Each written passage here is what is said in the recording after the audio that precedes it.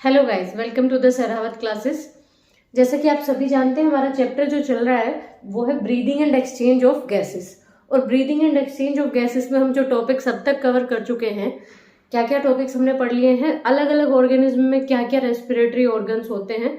जैसे किसी में लंग्स होते हैं, किसी में गिल्स होते हैं, किसी में स्किन करती है रेस्पिरेटरी ऑर्गन्स का काम। ह्यूमन रेस्पिरेटरी सिस्टम के बारे में हम जान चुके हैं, हमारे रेस्पिरेटरी सिस्टम में क्या क्या ऑर्गन्स हैं। ब्रीदिंग की मैकेनिज्म हम पढ़ चुके हैं और कुछ रेस्पिरेटरी वॉल्यूम्स और कैपेसिटीज के बारे में जान चुके हैं। Now in this video we will take a next topic, that is exchange of gases. अगला हमारा टॉपिक आज की वीडियो का रहेगा क्या? Exchange of gases.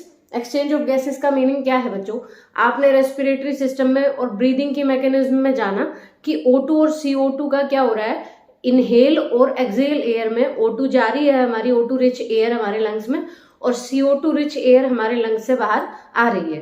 तो वो एयर अब वहां लंग्स तक जाकर तो नहीं रुक जाएगी, आगे भी उसका फंक्शन होगा, कुछ रोल होगा ना बॉडी में, तभी तो ये एक्सचेंज वाली प्रोसेस चल रही है, ब्रीदिंग वाली। तो ये ऑक्सीजन रिच एयर हमारी हर सेल्स तक पहुंचनी है। हर सेल को क्या चाहिए? ऑक्सीजन चाहिए। और हर सेल CO2 बना रही है, कार्बन डाइऑक्साइड, वो हमारे लंग्स से बाहर आनी है। पहले लंग्स तक आएगी, लंग्स उसको बाहर निकालेंगे। तो अब वो जो एक्सचेंज होना है, यानी लंग्स तक पहुंचने के बाद ऑक्सीजन और CO2 का एक्सचेंज होगा, किस किस के बीच में होगा वो जानेंगे इस वीडियो में। So let's start the topic. होता क्या है बच्चों, एक्चुअली हमारे लंग्स के पास एक ऑर्गन है लंग्स में, जिसको हम कह रहे हैं क्या? एक पार्ट एल्वियोलाई। जो हमने जब हमारा रेस्पिरेटरी सिस्टम पढ़ा था तब जाना था कि लंग्स में millions of balloon like structure है, जिनको क्या बोलते हैं? एल्वियोलाई बोलते हैं। ये वाली जो स्ट्रक्चर हमने यहाँ ड्रॉ की है। अब एल्वियोलाई के पास क्या आ गई? ऑक्सीजन रिच एयर आ गई, यानी जिसमें ऑक्सीजन की कंसंट्रेशन ज्यादा है। अब वो ऑक्सीजन रिच एयर जो है लंग्स के पास से हर सेल, हर टिश्यू तक पहुंचनी जरूरी है। सपोज ये हमारी कोई सेल या टिश्यू है, सारी सेल्स और सारे टिश्यूज में यही होना है। इन्होंने खाना खा के पचाया हुआ है और हमारे सारी सेल्स में ग्लूकोज है, डाइजेस्टेड फूड। अब वो ग्लूकोज जो है रिएक्शन करेगा किसके साथ? ऑक्सीजन के साथ। ग्लूकोज का क्या होगा? ऑक्सीडेशन होगा। खाने का ब्रेक डाउन होगा किसकी प्रेजेंस में? ऑक्सीजन की प्रेजेंस में। मींस खाने से एनर्जी निकलवाने को ही रेस्पिरेशन कहते हैं। खाने से क्या निकलवाना? एनर्जी निकलवाना। और वो होता कैसे है? ऑक्सीडेशन से। ग्लूकोज का क्या होगा? ऑक्सीडेशन होगा, ऑक्सीजन की प्रेजेंस में ब्रेक डाउन होगा, और जब ब्रेक डाउन होगा तो एनर्जी रिलीज होगी। साथ साथ एक प्रोडक्ट बनेगा क्या? Carbon dioxide. ये कार्बन डाइऑक्साइड हमारी बॉडी के सेल्स के लिए क्या है? टॉक्सिक है। अगर इकट्ठी हो गई बॉडी में तो हार्मफुल होगी, तो ये निकलनी जरूर है हमारी बॉडी से बाहर।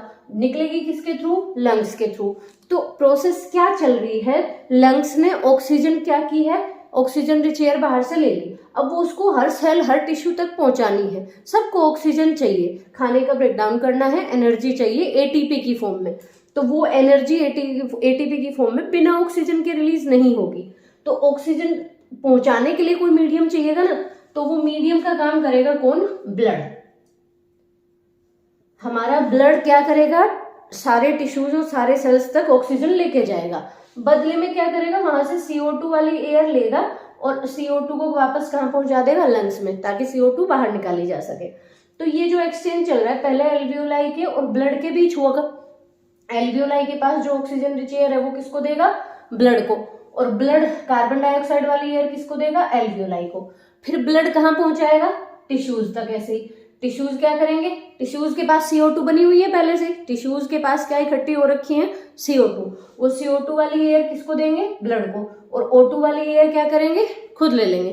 तो ये जो एक्सचेंज है यानी 2 लेवल पर हो रहा है। और फिर लेकर वो ऑक्सीजन, फिर ये ब्रेक डाउन होगा। तो 3 प्रोसेस हो गई ना।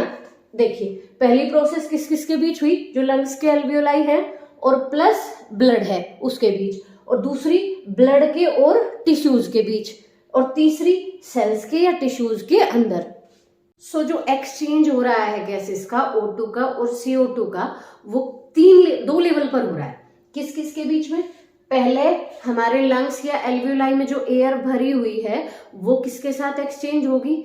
हमारे ब्लड के साथ। ब्लड कैपिलरीज है वहां पास में, अभी स्ट्रक्चर जानेंगे। ब्लड घूम रहा है भाई आसपास लंग्स के, एल्वियोलाई के। वो क्या करेगा? O2 ले लेगा और CO2 दे देगा किसको? एल्वियोलाई को। एक एक्सचेंज हो गया। उसको कहेंगे बच्चों एक्सटर्नल रेस्पिरेशन। ठीक है, इसके बाद आता है इंटरनल। इंटरनल किस किस के बीच होगा?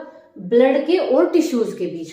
ऊपर देखो कौन है? लंग्स हैं। यहाँ पास में कौन घूम रही है? Blood capillaries. इन्होंने एक्सचेंज किया, O2 ली, CO2 दे दी इसको, लंग्स का काम खत्म हुआ। ठीक है, अब बीच में कौन है? ब्लड है।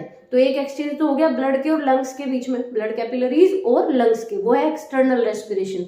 फिर लंग्स का काम खत्म, अब कौन है? ब्लड है और प्लस क्या है? हमारे टिश्यूज और ऑर्गन्स हैं, उनको CO2 देनी है और O2 लेनी है। तो ब्लड जो लेकर आया है वो पहुंचेगा हर सेल तक, हर टिश्यू तक, वो होगा इंटरनल रेस्पिरेशन। इंटरनल रेस्पिरेशन में क्या होगा? ब्लड किसको दे देगा? टिश्यूज सेल्स को ऑक्सीजन दे देगा और वहां से क्या ले लेगा? CO2 ले लेगा और CO2 फिर वापस लंग्स को दे देगा। तो ये क्या है? Internal respiration. तो दो स्टेप किस किस के बीच? एल्वियोलाई और ब्लड के बीच जो हुआ वो तो क्या है? External respiration. और ब्लड के यानी ब्लड कैपिलरीज के और टिश्यूज के बीच जो हुआ वो क्या है? Internal respiration. और फिर एक तीसरी चीज हमने और लिखी हुई है, सेलुलर रेस्पिरेशन। सेलुलर रेस्पिरेशन क्या है बच्चों? जो ये सेल्स में चल रहा है, फूड का ब्रेकडाउन, डाइजेस्टेड फूड हर सेल के पास पहुंचा दिया ब्लड ने। भाई ब्लड बहुत सारे काम कर रहा है, उसमें ट्रांसपोर्ट कर रहा है बहुत सारी चीजों का हमारी बॉडी में, तो ऑक्सीजन और कार्बन डाइऑक्साइड का तो करता ही है, साथ ही साथ जो खाना स्मॉल इंटेस्टाइन में फाइनली डाइजेस्ट हो गया जब, तो छोटी आंत से लेकर उस बचे हुए खाने को हर सेल तक, हर टिश्यू तक कौन पहुंचाएगा? ब्लड। लंग्स के पास जो O2 CO2 का एक्सचेंज करना है वो भी कौन लेके जाएगा? ब्लड। तो खाना गया हुआ है हर सेल में और अब ऑक्सीजन और ले जाएगा कौन? ब्लड। तो ऑक्सीजन जब ऑक्सीजन की प्रेजेंस में जब खाने का ब्रेकडाउन होता है उसको कहते हैं सेलुलर रेस्पिरेशन। तो रेस्पिरेशन जब हमने स्टार्ट किया था तब भी आपको समझाया था, रेस्पिरेशन केवल O2 लेना, CO2 छोड़ना नहीं है।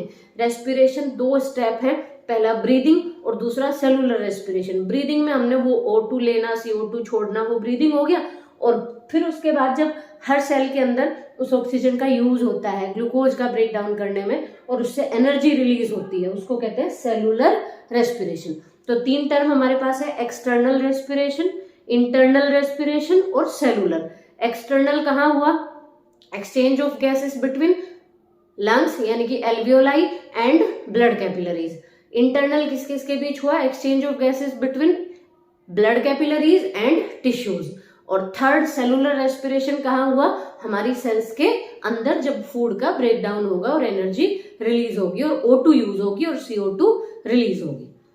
अब इस एक्सचेंज को समझने के लिए कि एल्वियोलाई से ब्लड कैपिलरीज में कैसे गैसेस का एक्सचेंज होगा, O2 यहाँ से यहाँ जानी है, CO2 यहाँ से यहाँ जानी है, वो और टिश्यूज के बीच, फिर यहाँ ब्लड से फिर कौन है? टिश्यूज है, उनके पास कैसे होगा, मतलब गैसेस अपने आप कैसे मूव करेंगी, वो समझने के लिए पहली टर्म जानिए पार्शियल प्रेशर। पार्शियल प्रेशर क्या है बच्चों? पार्शियल प्रेशर किसको कहते हैं? सपोज ये कोई कंटेनर है और इसमें बहुत सारी गैसेस हमारे पास है, ये कोई कंटेनर और इसमें हमारे पास भरी हुई है बहुत सारी गैसेस। अभी हम सपोज करते हैं हमारे पास दो ही गैस हैं, एक O2 और दूसरी कौन सी है? CO2। O2 और CO2 गैस का मिक्सचर है हमारे पास। तो इस मिक्सचर का पूरे का जो प्रेशर होगा उसको तो हम कहेंगे इस गैस का प्रेशर। ठीक है, अब हम कहने लगे कि इसमें ये दो गैसेस है, ऑक्सीजन और कार्बन डाइऑक्साइड, तो ऑक्सीजन का प्रेशर इस पूरे मिक्सचर में कितना है और प्लस कार्बन डाइऑक्साइड का कितना है, अलग अलग का इंडिविजुअल गैस का अगर देखें उसको बोलते हैं पार्शियल प्रेशर। किसी गैस के मिक्सचर में अलग अलग गैसेस भरी हुई हैं और उसमें उन इंडिविजुअल गैसेस का प्रेशर जो है, सपोज O2 का प्रेशर कितना है या CO2 का प्रेशर कितना है या हमारी जो एयर है उसमें नाइट्रोजन भी है, नाइट्रोजन का प्रेशर कितना है, तो इंडिविजुअल गैस का pressure in a mixture of gases, एक गैसेस का मिक्सचर है उसमें किसी एक गैस का कितना प्रेशर है उसको बोलते हैं पार्शियल प्रेशर। तो यहाँ दो पार्शियल प्रेशर हम देखेंगे, partial pressure of O2 and partial pressure of CO2 और रिप्रेजेंट करते हैं कैसे? इस तरह से PO2 और PCO2, partial pressure of oxygen and partial pressure of carbon dioxide. अब ये पार्शियल प्रेशर मेजर किसमें किया जाता है बच्चों? Millimetre mercury, millimetre mercury. और पार्शियल प्रेशर की बात ही क्यों आई? क्योंकि इस एल्वियोलाई से गैस जानी है O2 और किसमें? ब्लड कैपिलरीज में, और ब्लड कैपिलरी से CO2 आनी है एल्वियोलाई में। तो वो जो प्रोसेस होगी एक्सचेंज की वो किससे होगी? डिफ्यूजन से। किससे होगी? Diffusion, simple diffusion. अब आप डिफ्यूजन जानते हैं सभी बच्चे। डिफ्यूजन क्या होता है? किसी भी सब्सटेंस का हायर कंसंट्रेशन से लोअर कंसंट्रेशन की तरफ मूव करना, उसको बोलते हैं क्या? डिफ्यूजन। जब कोई सब्सटेंस अपनी हायर कंसंट्रेशन से लोअर कंसंट्रेशन की तरफ मूवमेंट होती है उस सब्सटेंस की, उसको बोलते हैं क्या? डिफ्यूजन। तो यहाँ जो गैस मूव करेंगी ऑक्सीजन और कार्बन डाइऑक्साइड, वो कौन सी प्रोसेस से करेंगी? डिफ्यूजन की प्रोसेस से करेंगी। तो डिफ्यूजन, सिंपल डिफ्यूजन किस चीज पर डिपेंड करता है? डिफ्यूजन डिपेंड करता है कंसंट्रेशन ग्रेडियंट पे। कंसंट्रेशन ग्रेडियंट, कंसंट्रेशन ग्रेडियंट मतलब क्या है कि भाई एक हमने क्या किया, एक बहुत इजी सा एग्जांपल इसका हमें देखने को मिलता है कि हमने एक क्या अगरबत्ती जला दी रूम के किसी कॉर्नर में, फिर क्या होगा? आपने एक कॉर्नर में लगाई और पूरे रूम में उसकी खुशबू फैल जाती है। वो किसकी वजह से? क्योंकि वहां जहां हमने जलाई है वहां उसकी कॉन्सेंट्रेशन गैसेस की क्या हो गई? ज्यादा। दूसरे एरिया में क्या है? कम है। तो ज्यादा से कम की तरफ वो मूव करेगी और सब जगह वो स्मेल फैल जाएगी। तो ऐसा क्यों हुआ? क्योंकि एक जगह कंसंट्रेशन ज्यादा थी, एक जगह कम। कंसंट्रेशन में डिफरेंस ही क्या कहलाता है? Concentration gradient. तो यहां यूज होगा वर्ड क्या? Pressure gradient. मतलब एक ही है, जिस चीज की कंसंट्रेशन ज्यादा होगी उसका प्रेशर ज्यादा होगा। तो प्रेशर ग्रेडियंट पर डिपेंड करता है डिफ्यूजन। अगर एक तरफ O2 का प्रेशर ज्यादा है, पार्शियल प्रेशर, और एक तरफ O2 का पार्शियल प्रेशर कम है, तो O2 will move from higher partial pressure to lower partial pressure.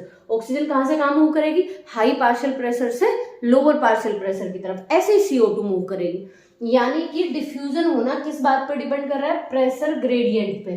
किसके थ्रू? एल्वियोलाई के थ्रू। एक बात हो गई, एक फैक्टर कि ये पार्शियल प्रेशर किस चीज में रोल प्ले करता है? ये जिम्मेदार है गैसेस का डिफ्यूजन कराने के लिए, प्रेशर ग्रेडियंट पैदा करता है, मतलब डिफरेंस पैदा करता है। एक तरफ ज्यादा एक तरफ कम, उसकी वजह से गैसेस क्या करती है? एक्सचेंज होती है, मूव करती है।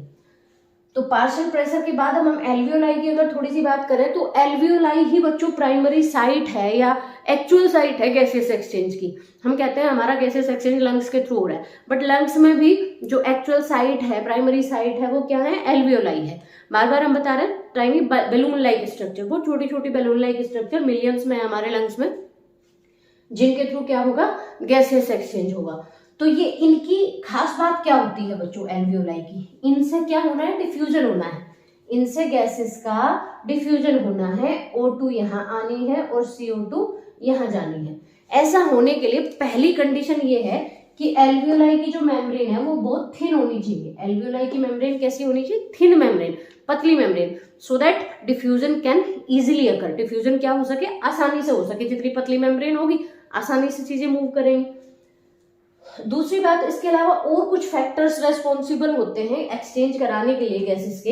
ये मेम्ब्रेन तो होती ही है, साथ ही साथ कुछ और फैक्टर्स। नंबर 1 हमने पढ़ लिया प्रेशर ग्रेडियंट, प्रेशर ग्रेडियंट पे डिपेंड करेगा। नंबर 2 हमने पढ़ा इस मेम्ब्रेन की क्या? थिकनेस। ये मेम्ब्रेन जितनी पतली होगी उतना अच्छे से एक्सचेंज होगा। नंबर 3 आप याद रखोगे सोल्यूबिलिटी ऑफ गैसेस, जो गैसेस है उनकी सोल्यूबिलिटी। और इसमें भी आप याद रखो कि कार्बन डाइऑक्साइड ज्यादा सोल्यूबल है किससे? ऑक्सीजन से। 20 to 25 टाइम्स मोर सोल्यूबिलिटी है किसकी? कार्बन डाइऑक्साइड की मिक्सचर में, किससे? ऑक्सीजन से। तो सोल्यूबिलिटी पे गैसेस के, प्लस मेम्ब्रेन की थिकनेस पे, और प्लस प्रेशर ग्रेडियंट, इन चीजों पर डिपेंड करते हुए एल्वियोलाई और ब्लड के, और फिर ब्लड के और टिश्यूज के बीच में क्या होता है? Gases exchange.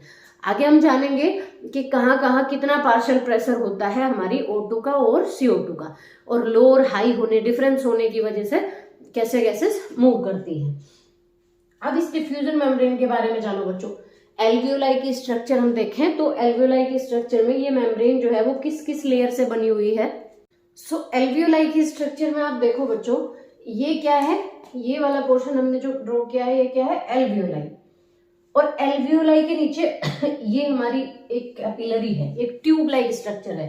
सिंपली मैं ड्रॉ करूं तो ये एल्वियोलाई है, और इसके आसपास हमने जब एल्वियोलाई के बारे में जाना था तो पढ़ा था कि ये एक कैसा? वेस्कुलर, हाईली वेस्कुलराइज्ड ऑर्गन है। हाईली वेस्कुलराइज्ड का मतलब इसके आसपास ब्लड कैपिलरीज हैं। मतलब ये लंग्स में हमारे क्या होगी, एल्वियोलाई होगी। इसके चारों तरफ इसके आसपास कौन है, ब्लड कैपिलरीज हैं, जो क्या लेके घूम रही है, ब्लड लेके घूम रही है। मतलब आसपास समझ लो कि पाइप लगे हुए हैं, ट्यूब लाइक स्ट्रक्चर हैं, जो क्या लेके घूम रहे हैं, ब्लड लेके घूम रहे हैं भाई, एल्वियोलाई, और बगल में उनकी कौन चल रहा है, ब्लड कैपिलरीज। ब्लड कैपिलरीज क्या करेंगी, एल्वियोलाई के साथ एक्सचेंज करेंगी कि मैं तुमसे O2 ले लेती हूँ और CO2 तुम्हें दे देती हूँ। तो ये जो मेम्ब्रेन है जिसके थ्रू एक्सचेंज होगा, वो मेम्ब्रेन 3 लेयर से बनी हुई है, उसको कहते हैं डिफ्यूजन मेम्ब्रेन। और तीनों को मिलाकर भी इतनी पतली है कि मिलीमीटर से भी बहुत कम। डिफ्यूजन मेम्ब्रेन, ये डिफ्यूजन मेम्ब्रेन 3 लेयर से बनी हुई है। सबसे पहली लेयर ये एक दिख रही है सेल्स की, सिंगल सेल की, एक ही लेयर है ना सेल्स की, तो ये वाली लेयर जो है ये किसकी है, एल्वियोलाई की। इसका नाम क्या होगा, simple squamous epithelium of alveoli. Epithelium किसी की भी लाइनिंग या कवरिंग बनाने वाला टिश्यू होता है, और वो भी टाइप है अलग अलग। तो सिंपल स्क्वैमस एपिथेलियम है ये जो टिश्यू क्या बना रहा है, एल्वियोलाई के अंदर वाली लेयर बना रहा है। एक लेयर ये हो गई सेल्स की, प्लस बीच में जो ये रेड वाला पोर्शन हमने बनाया है, ये साथ में यहाँ ट्यूब चल रही है, ट्यूब के और एल्वियोलाई की लेयर के बीच में इसको बोलते हैं बेसमेंट मेम्ब्रेन। ये क्या है, बेसमेंट मेम्ब्रेन, जो दोनों के बीच में है, ब्लड कैपिलरी और एल्वियोलाई के बीच में। नाउ द थर्ड जो ये लेयर है जिसके थ्रू भाई ऑक्सीजन को और CO2 का 3 लेयर क्रॉस करनी है। नंबर 1 ये, नंबर 2 ये, नंबर 3 ये। पहली क्या हो गई, सिंपल स्क्वैमस एपिथेलियम किसकी, एल्वियोलाई की। नंबर 2 क्या हो गई, बेसमेंट मेम्ब्रेन। और नंबर 3 क्या हो गई, endothelium of blood capillary. Blood capillary का क्या, एंडोथेलियम। एंडोथेलियम क्यों कह रहे हैं, क्योंकि ये अंदर की तरफ है ना, इसलिए एंडोथेलियम ऑफ ब्लड कैपिलरी। ये क्या हो गई, ब्लड कैपिलरी। ब्लड कैपिलरी में ये क्या फ्लो कर रही है, इसके अंदर ब्लड फ्लो कर रहा है, तो क्या होगी, RBC होगी।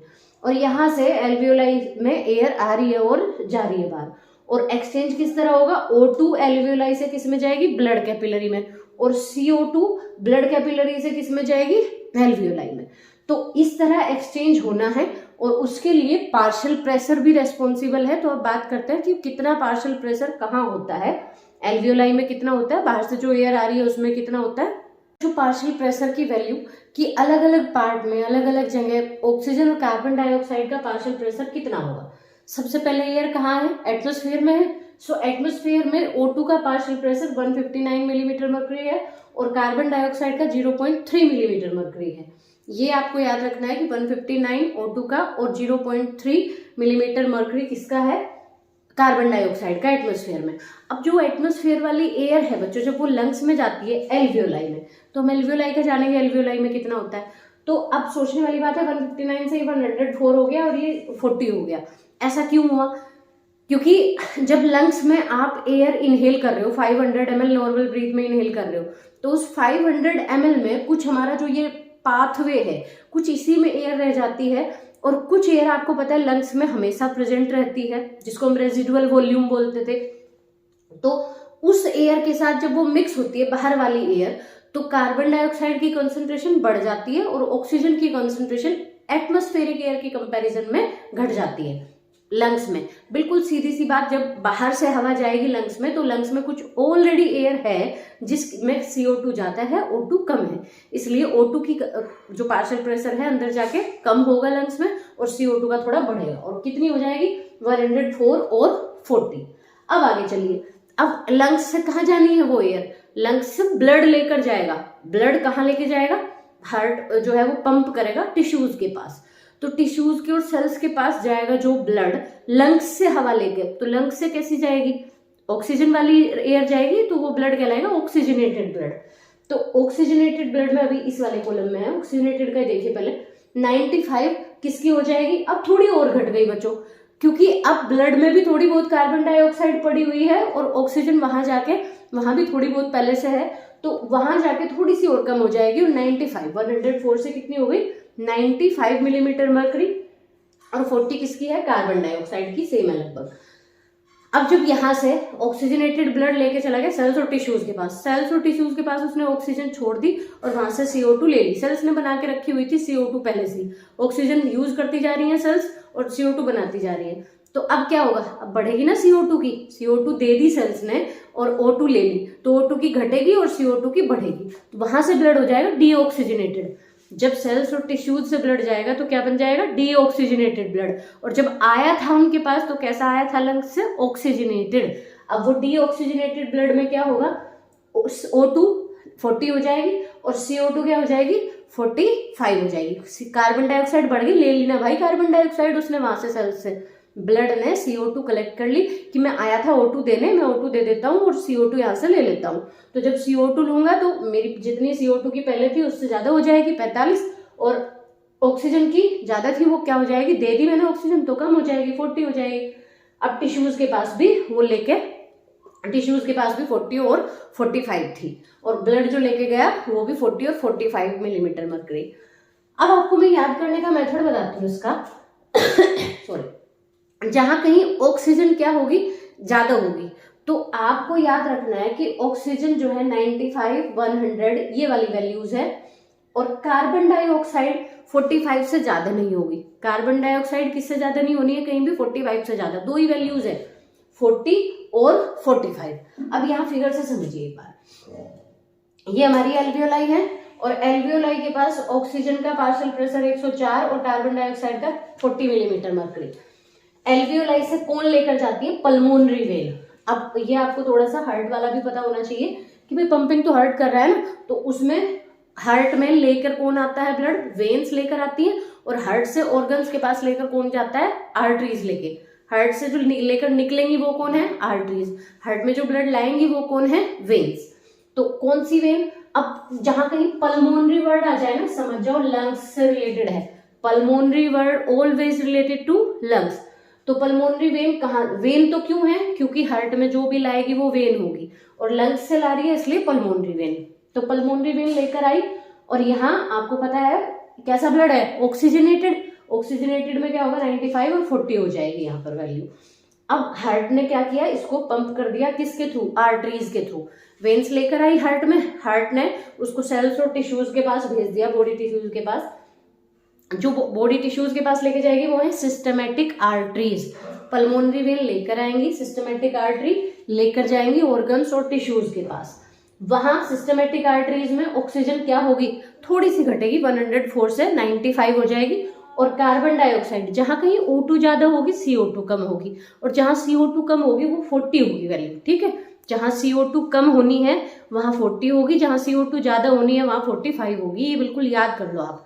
और कम ज्यादा का तुम्हें याद रखना है, लेफ्ट साइड वाले पोर्शन में ऑक्सीजनेटेड ब्लड फ्लो कर रहा है हमारे हार्ट के, तो यहाँ O2 ज्यादा CO2 कम, और O2 ज्यादा 95 और CO2 कम कितनी, 40।